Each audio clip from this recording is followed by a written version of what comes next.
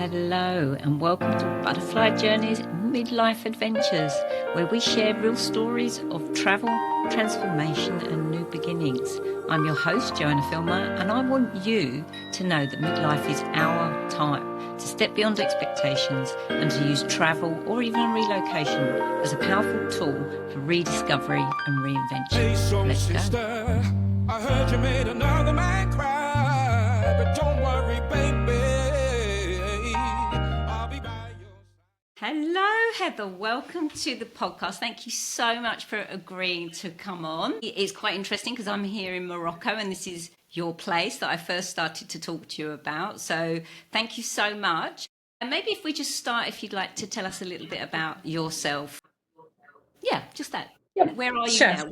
Where were you before where you are now? And moved to Australia in 2006 with my husband and 3 kids. I continued my legal practice and have been doing that working remotely for a UK law firm until COVID really was a death knell.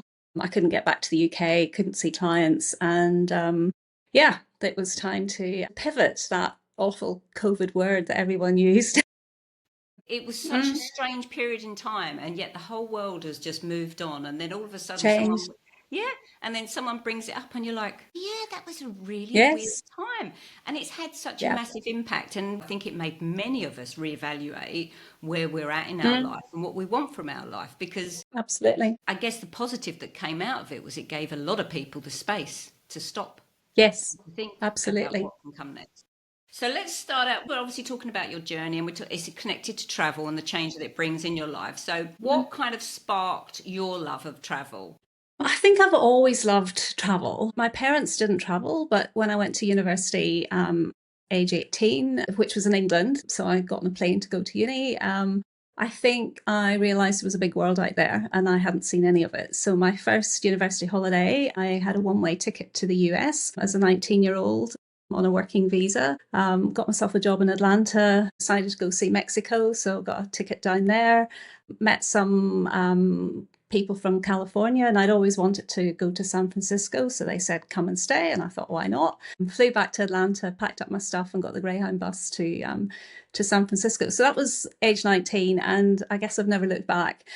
With young kids and a full-time job, obviously it's not so easy to travel, but yeah, it's always been a passion, and I think it lapsed for a while and I've rediscovered it, which is fabulous. Yeah, and that seems to be what happens for many of us. Like you, I travelled all through my years, and then I had a family, and I had to kind of step back from that. There was something that I think is Yes. quite interesting. When you said, you had that ticket and you went to the States, and then you all of a sudden you went to Mexico, and then you met these people. What I guess some women, when they listen to that, they go, "Oh my goodness, you're so brave." What is it, do you think, in that space that you make those decisions? What is it that compels you to go, "Yeah, I'm going to do it"? I believe that whatever I want to do, I can do.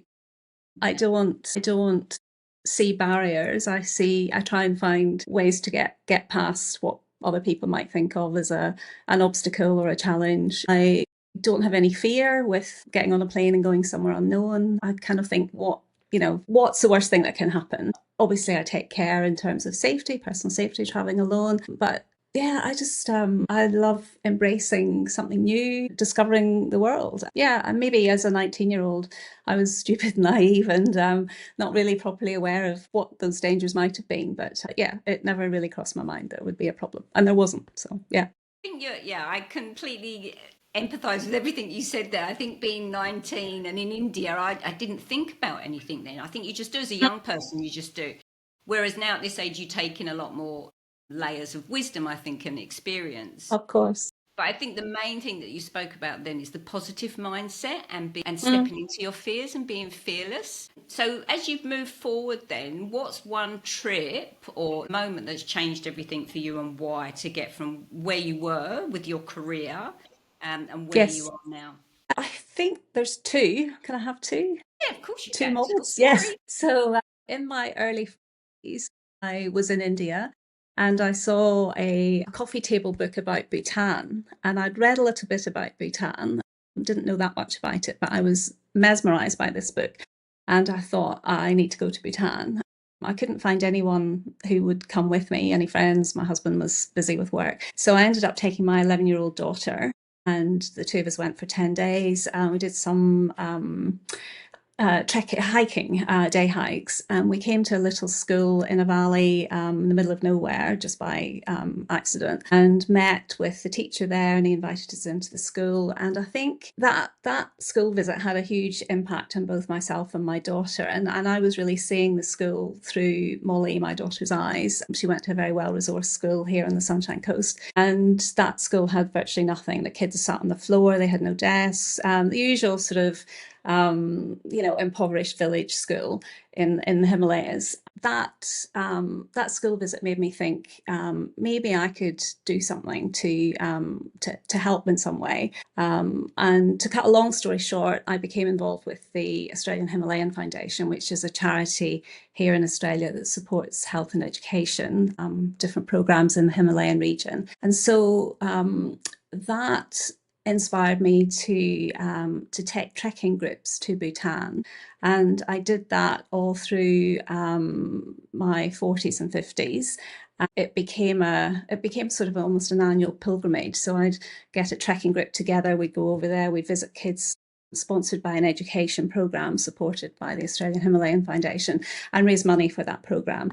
I ended up writing a book about it. So that was something that I was doing while I was still practicing law, and it was more than a hobby because it was incredibly time consuming, but a really enjoyable hobby. So that took me to COVID, and then I'd been to Morocco in 2019 with my husband and youngest daughter, and I fell in love with Morocco. And it was a time when travel was still possible. I planned a trip in 2020 with some friends, and then of course COVID got in the way, and the whole thing fell apart. Once we were able to travel again, and my legal career was in the doldrums because of not being able to go back to the UK, that made me think, well, what could I do in Morocco?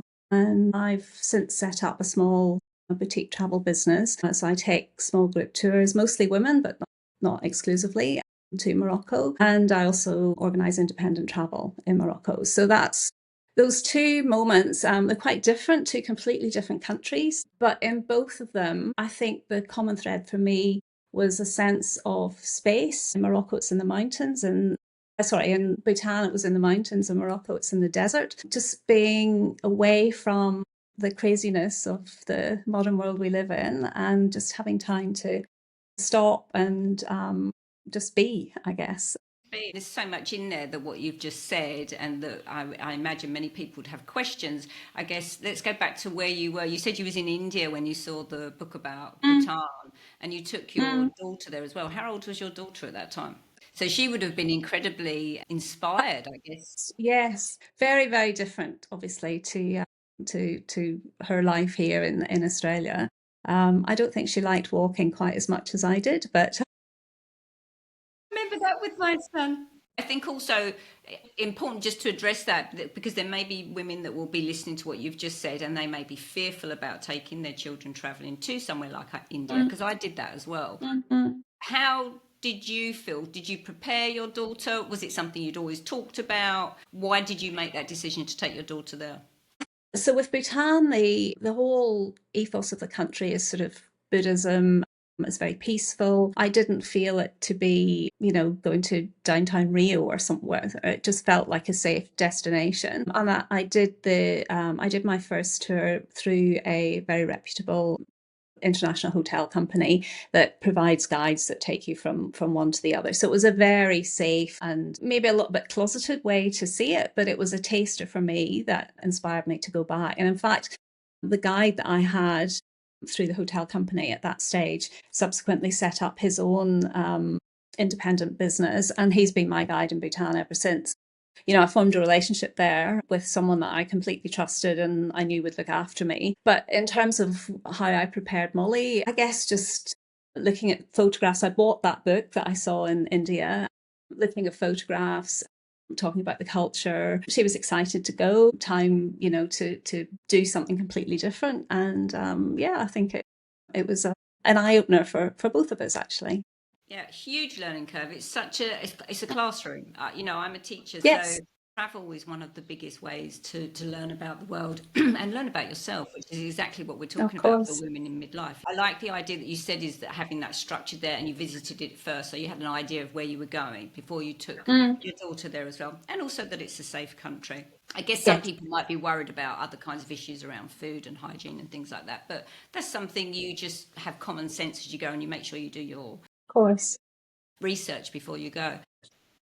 Why did you make the decision to go to Morocco? Was it just time for a shift, or did you see something? Or No, I went because my husband was doing something called the Marathon de Sable, which is a crazy ultra marathon. It involves doing 6 marathons in 6 days in the desert. So he was doing that. I had never been to Morocco, and I thought it was an opportunity to take my youngest daughter, Catherine. So the two of us went.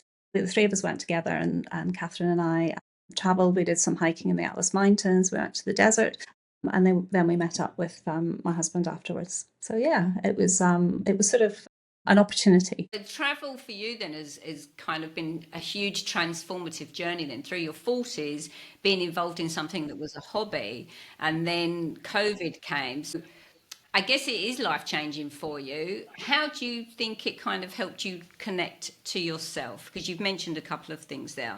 Just it'd be really good for you to share. Yeah, I think I've got 3 children. I've worked full time all my life. I've always been someone's mother, someone's wife, someone's lawyer. When I'm traveling, I'm not any of those things. I'm just me.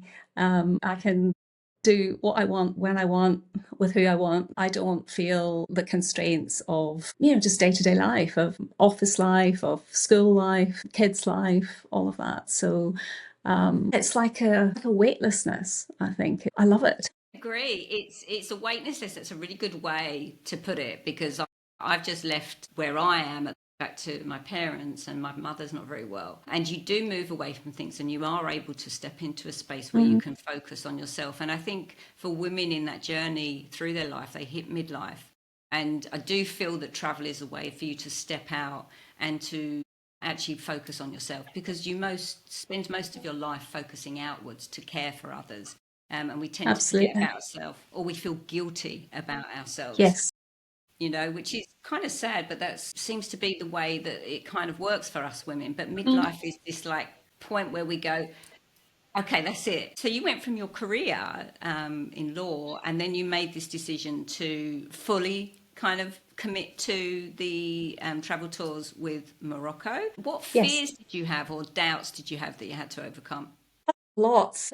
First of all, I had to make sure that I was sufficiently familiar with the locations I was going to be taking people to. I'm a perfectionist, and I'm a detail person, and the detail obviously comes from my legal training. I went a couple of times with groups of friends before I actually launched my business, and so felt that at least I had some familiarity with the main destinations. And I think the other thing that's very important for me was finding good people on the ground in Morocco, by which I mean a driver, a hiking guide for hiking tours. I'm a keen photographer, so I've got a photography guide.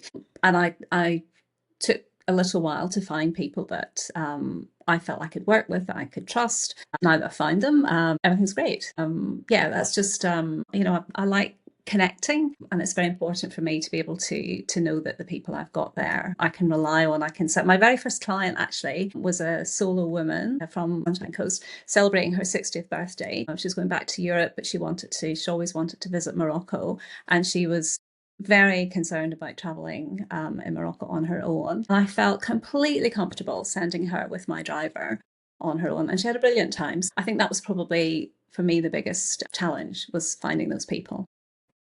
That's interesting because for you, when I asked you those questions about what your fears or the moving into shift into something different, your first approach then was around the operational side of it. You didn't have any doubts about whether you could do it. You would just wanted to make sure you had a good process around you and the people around you. Were there any kind of doubts in that massive shift?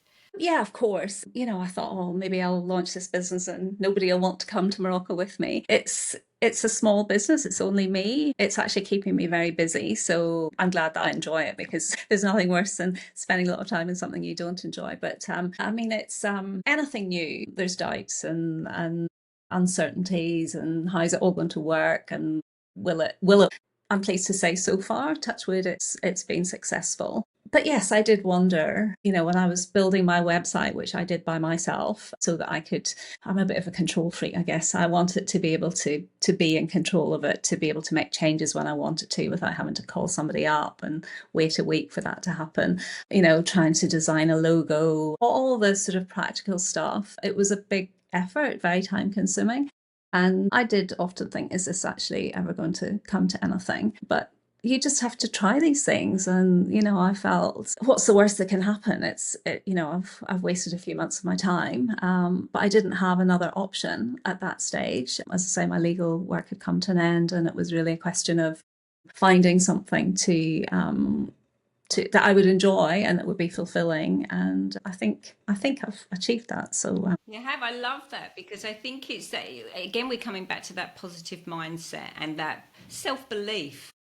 Just taking a chance, and saying to yourself, I can give this a chance, I can give this a go. And you've got to this point, you've got all of the skills in place already, and it's just then having that kind of self-belief to then push through. And there's a lot of learning involved in that. I kind of want to speak to that as well, because you'll have gone through a massive learning curve. But I think that's a real joy, and that's a really good thing for us in midlife, is to learn something new, because it sparks all absolutely. of the pathways in our brains. It gives you a lot of good endorphins as well to accomplish something when you're learning different skills. So if there's any women listening who are thinking about going on this journey and creating a new business, what would be your key piece of advice, do you think, to someone who's thinking about starting their own business like this in the Yeah, I think firstly, as you've touched on, believe in yourself. That's central. But do your research. Look at what's out there. I looked at similar businesses to mine in Australia. I looked at the target, what was my target market going to be, and it really is and has been mostly women our age.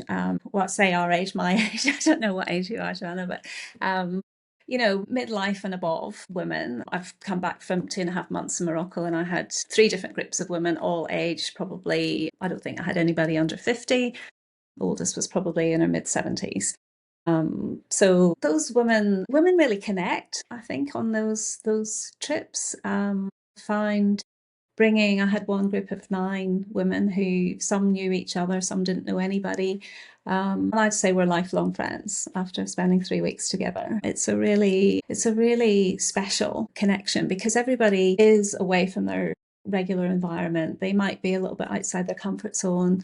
They're experiencing something new together. They're sharing those experiences, and that brings them together. And that's what I love about women only travel groups. It's just a different dynamic than a mixed group. I just want to address there what you talked about with the group travel. Community and connection is one of my kind of key or core pillars. I think it's a huge that comes through travel. And in midlife, it's really important for us to have our communities and our connections. And there is some I notice online, I talk about this with a few women, the idea of solo travel has to be solo. How do you feel about that? Is there a difference, do you think, between solo travel or solo travel meeting a group and going on a group tour? Well, there is a difference, because if you're on a group tour, you're being looked after, I guess. You just have to turn up, and as long as you read the itinerary, you're supposed to know where you're going, and it's taken care of. Whereas solo travel, when you turn up somewhere on your own, you are on your own, and you're relying on yourself for your research, to get yourself around, to meet people. I think it is a different experience. To me, I think a solo tour is a good introduction for people who might be a bit hesitant about taking themselves off completely on their own. I personally have never done a solo tour. I've done lots of solo traveling, but I've never actually gone on a solo tour. And I organise solo tours, but it's not something I ever sought out when I was traveling. But now that I'm leading them, I really see the benefits for it's not for everybody, obviously. Tours are not for everybody, but there's definitely a place there. And I think anyone who's, as I say, slightly hesitant about going off completely alone, but wants to experience a new destination, maybe somewhere they're slightly uncomfortable about for whatever reason, I think joining a solo women's group tour is a great starting point. They're both valuable. I don't like, Of sometimes course, yeah. I received that, sometimes there's a suggestion that it's not as valuable and you're not as brave or not as courageous. Of course, you are. You're stepping out of your comfort zone and you're actually going to be in a Absolutely. group with people you've never met. That's You don't huge. know. Yeah, exactly. Yeah, yeah. Huge. On this journey, then, what's one of the things that you've learned about yourself coming through this like shift that's all travel Mm, oriented? Um, is mm. there anything that you didn't expect along the way? What's been your challenges in the last kind of like couple of years? I guess it's still a juggle. I feel like, my life has always been a juggle. It's been kids and work and home life and all the other things that we have to do. This is still my work, so it's been incredibly time consuming. This initial phase, just getting everything up and running, getting tours marketed. I think marketing is probably one thing that I haven't had enough time to focus on, because I'm actually very busy doing what I'm doing and running the tours that I've got. Versus, Yes, exactly. So yes, it's been challenging to fit it in, I guess, with everything else that I like to do. But I haven't ever felt it's something that isn't manageable. You can always find a way. I think, yeah, it's been certainly a steep learning curve for me, but I've absolutely relished the challenge of that, and as I say, really enjoying what I'm doing. so, I mean, it's given you so much, and to actually make that big move from what most people would see as a safe career, profession. Yes, I think people are kind of like, are you crazy? But I think yes. it's a short life, and Mm, I personally didn't want to keep going around in the same wheel. I wanted to say, actually, this is my time. I'm going to do something different. And midlife is that time. And I think it was interesting about midlife. I had these conversations with someone the other day about when does midlife start? When does it end? And I don't know, how do you feel about that? Because I've had some interesting conversations around that. I actually saw something just the other day. I don't remember where it was, and it was saying midlife starts at the average lifespan for a woman in the Western world is apparently 76, and so midlife starts at 38. So that is the midpoint of your life if your life expectancy is 76. And I think I was a little bit horrified that it started as young as 38. I don't know. I guess in my head I've always thought maybe mid 50s to mid 60s, something like that. That would be the window. But it doesn't really matter. It's I think we all go through phases in our lives where there's times or opportunities for change, and it might be in your early 40s, it might be in your late 50s. Different people have their careers at different times, their children at different times, different aspects of life at different stages. And I think for a lot of women there comes a point where it is time to change. And if that's something that happens in your 40s, great. If it happens in your early 60s, I don't think it matters.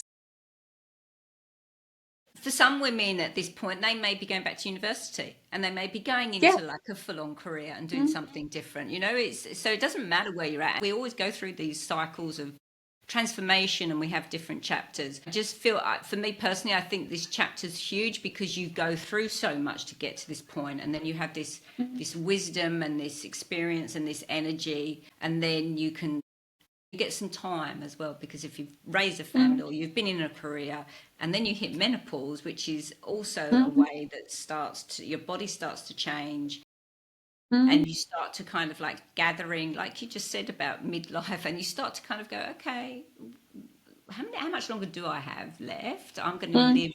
I'm going to do as much as I can now. I had a woman the other day, she said to me, she was 68. She said, I'm still in midlife. She said, what? Because what comes after?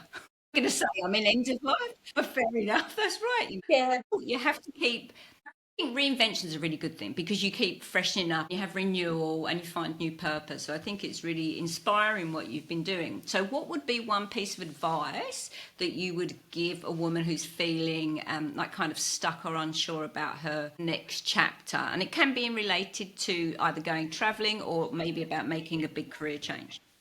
I think you don't want to be in a position when you've gone past your midlife and look back and say, I wish I'd done Totally something. So agree.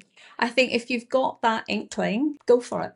Just, embrace it, relish the change, do your research, and just go for it. why not? Be brave, because there's going to be ups and Yes, downs, and no matter whatever you do, of course. Yeah. you just have to go through the journey and just go for it. Just do it. Like you say, obviously, don't just jump in with no knowledge, No, but no, no. believe in what you're going to do. Yeah, Believe in yourself, because I think so. it's self-belief, and no one's coming to save you, and no one's going to fix it for you, and no one's going to do it for you. It's about you doing it for yourself, and I think that's the most empowering thing, isn't it? Where you go, right, okay, I'm going to do this, and I'm going to do it for me. Yep, yep, absolutely. So how has journey, how do you think it brings the idea of freedom to you? What would you now say is freedom? Freedom. Hmm. An interesting Yeah, concept, isn't it? Because what is freedom, really? what is freedom?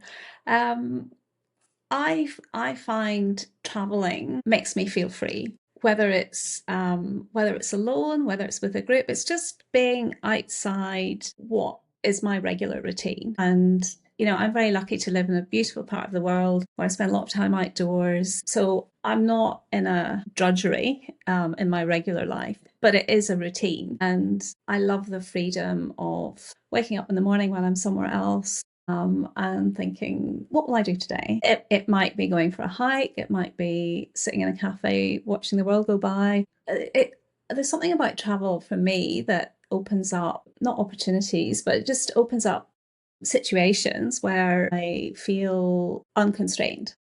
I can just choose to do that or not do that, and in a way that I don't do in my home life. So that, I think that for me is probably my greatest love of travel, just having that sense of freedom.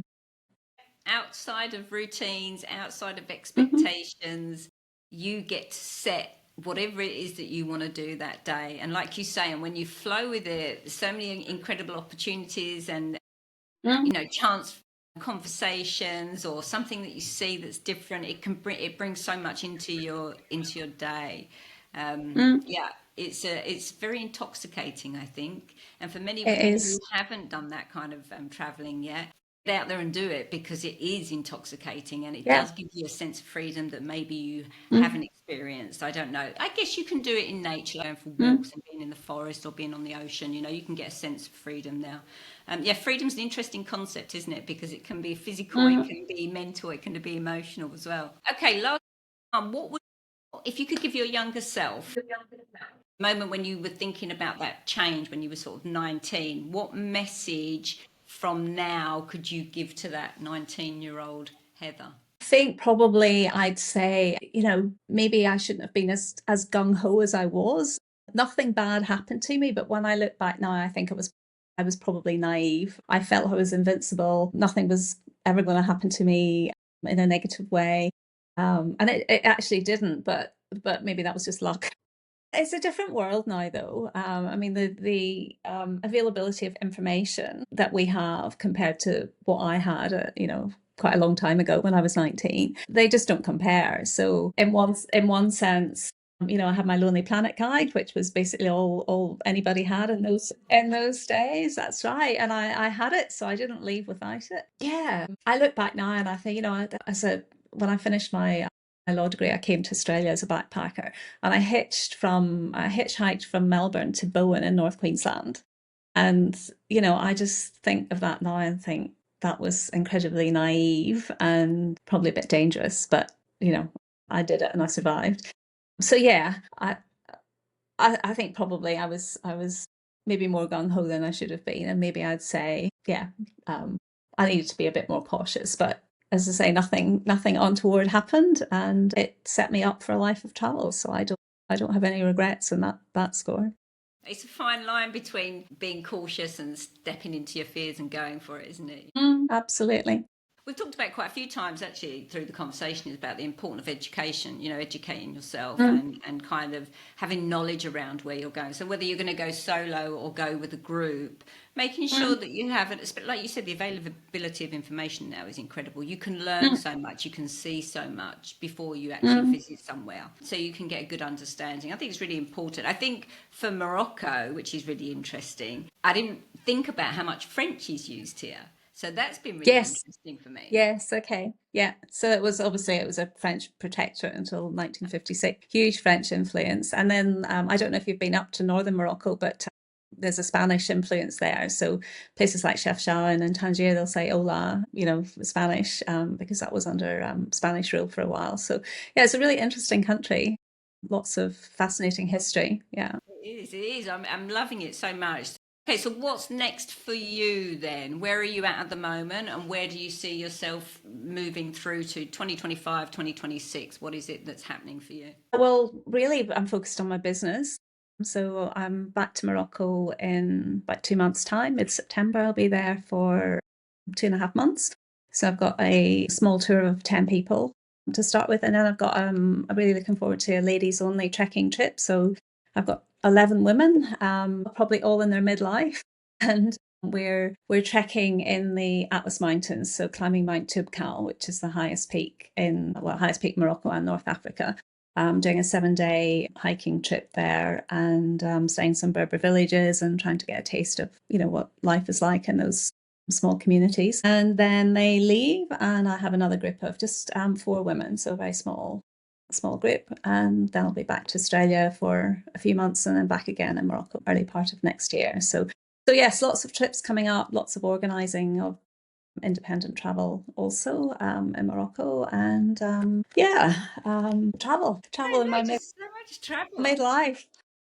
I know, isn't it amazing? It's amazing. Is it, think, if someone would have said to you maybe, I don't know, 7 years ago, 8 years ago, this is where you'd be at, you probably would have maybe gone, oh yeah, okay.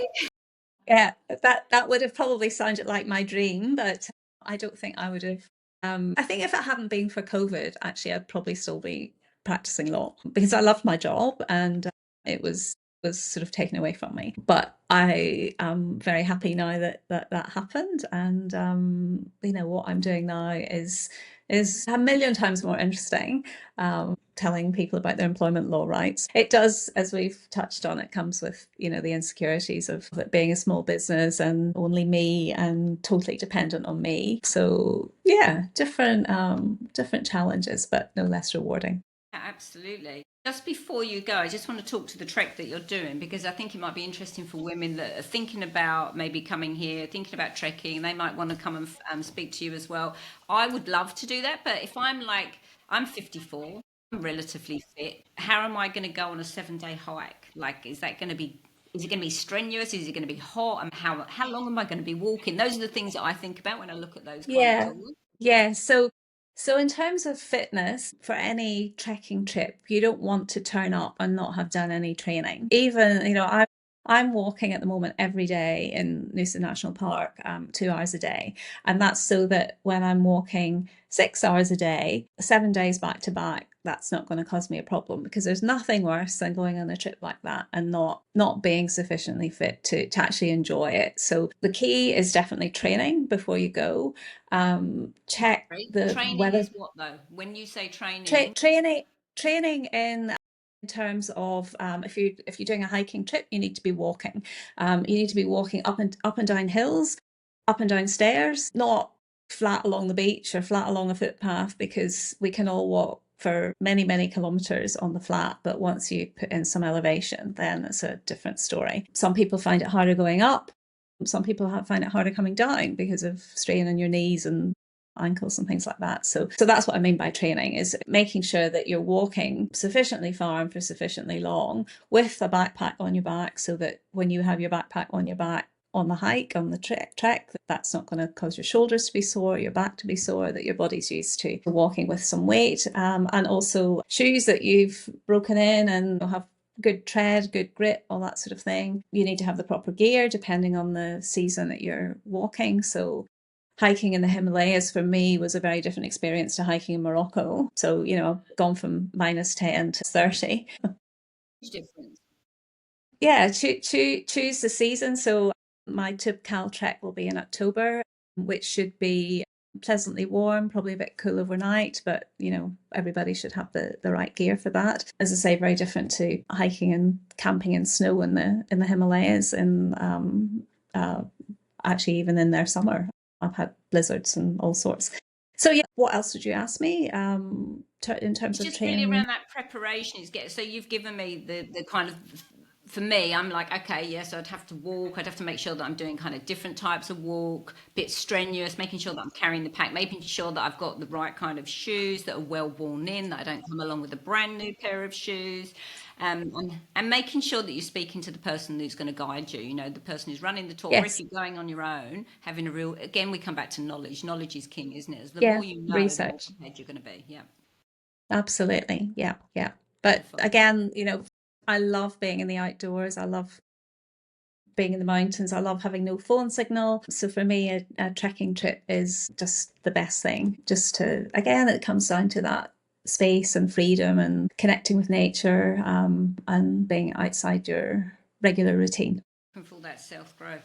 Thank you so much, Heather. It's such an inspiring journey of where you've come from and what you've experienced, and the career that you've been through. I love the part of the story where you were in Bhutan and what you did with the school, and then ending up running tours every year. I love all of that. It's an amazing story, and where you're at now, it's empowering. And I think for women listening to you, they can have that inspiration from you that it's possible, and to do something in another country is also possible, because that's also something that's quite different, is that you've stepped outside of your own country and moved business somewhere else. So I really appreciate your time today. And Thank thank you you. so much. It's an inspiration to me, and I hope that we get to meet soon back here in this amazing country, because I'm absolutely loving Morocco. And I have to say thank you so much for all of the advice that you've been giving me as I'm on my journey. So if there's anyone that's listening, the links and everything for how you can get hold of Heather and see what she's up to, if you're interested in a tour, it will all be in the information below. Thank you so much for your time today. Thanks, Joanna. It's been a pleasure chatting to you, and enjoy the rest of your time in Morocco. You've been listening to Butterfly Journeys Midlife Adventures with me, Joanna. Until next time, may you keep awakening, emerging and evolving on your own midlife butterfly journey. Follow the podcast, hit subscribe and share it with your fellow midlife butterflies. And if you have a story to share, reach out. My emails and DMs are in the show notes. I would love to hear from you. Your journey could inspire another woman.